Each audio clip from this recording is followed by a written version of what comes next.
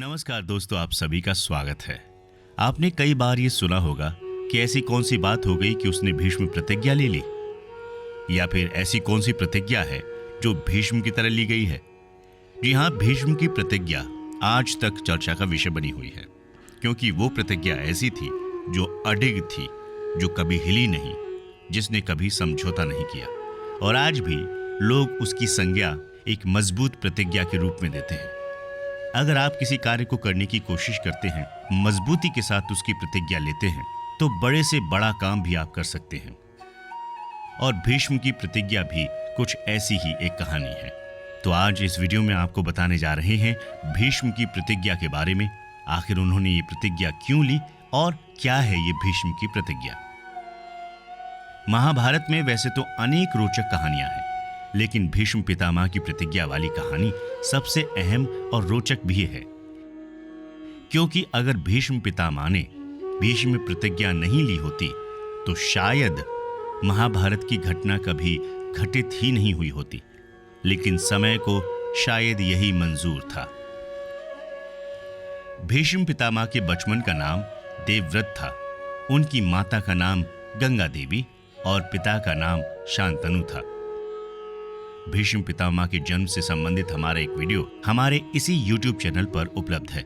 आप चाहें तो हमारे चैनल पर जाकर भीष्म पितामह के जन्म की कहानी सुन सकते हैं। भीष्म पितामह यानी कि देवव्रत की माता गंगा स्वर्ग में रहती थी, इसलिए उनके पिता शांतनु यानी कि जो हस्तिनापुर राज्य के महाराज थे, उनको जीवन में अकेलापन महसूस होता था। हस्तिनापुर राज्य जिसके अधिकार के लिए कौरवों और पांडवों के मध्य युद्ध था।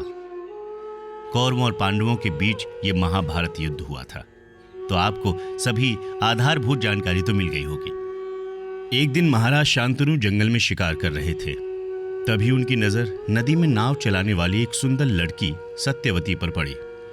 राजा को पहली नजर में ही सत्यवती से प्यार हो गया। जब राजा ने सत्यवती के सामने विवाह का प्रस्ताव रखा तो सत्यवती ने कहा कि आपको मेरे पिता से बात करनी होगी।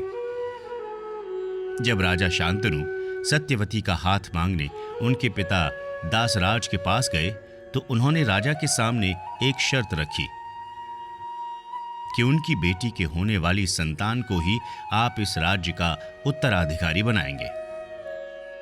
राजा को यह बात मंजूर नहीं थी, क्योंकि देवव्रत उनका बड़ा पुत्र है और राज्य के सिंहासन पर पहला अधिकार उसी का है।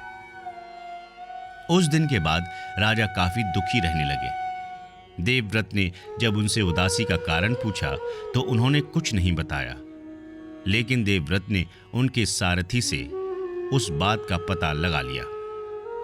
तब देवव्रत सत्यवती के पिता दासराज से मिलने पहुंचे तो दासराज ने उनको सारी बात बताई। देवव्रत अपने पिता से काफी प्यार और सम्मान करते थे, इसलिए अपने पिता की खुशी के कारण देवव्रत ने प्रतिज्ञा ली कि मैं जीवन भर विवाह नहीं करूंगा और हमेशा ब्रह्मचारी रहूंगा तथा महाराजा शांतनु और सत्यवती की होने वाली संतान ही हस्तिनापुर राज्य के सिंहासन पर बैठेगी। इतनी कठोर यानी कि भीष्म प्रतिज्ञा के कारण ही देवव्रत का नाम भीष्म पड़ा। और जब ये बात उनके पिता को पता चली तो उन्होंने भीष्म को इच्छा मृत्यु का वरदान दिया। मतलब भीष्म को कोई मार नहीं सकता, वे तभी मरेंगे जब वे ऐसा खुद चाहेंगे। महाभारत युद्ध के समय उन्होंने अपनी मर्जी से प्राण त्यागे थे। तब उनकी उम्र करीब 160 वर्ष थी। तो ये थी महाभारत के सबसे बड़े योद्धा भीष्म पितामह की कहानी। वे उम्र में सबसे बड़े थे, इसलिए सभी लोग उनको पितामह कहकर संबोधित करते थे। आपको ये वीडियो कैसा लगा जरूर बताएं कमेंट सेक्शन में। आज ही इस चैनल को सब्सक्राइब करें, अपने दोस्तों के साथ शेयर करें, क्योंकि हम इस तरह की कहानियां हमारे सनातन धर्म ग्रंथों से लेकर आते रहेंगे, जो आपका ज्ञान बढ़ाएंगे। और आप जब कहीं पर चर्चा करेंगे तो लोग आपके ज्ञान को प्रणाम करेंगे। आज के लिए बस इतना ही। नमस्कार।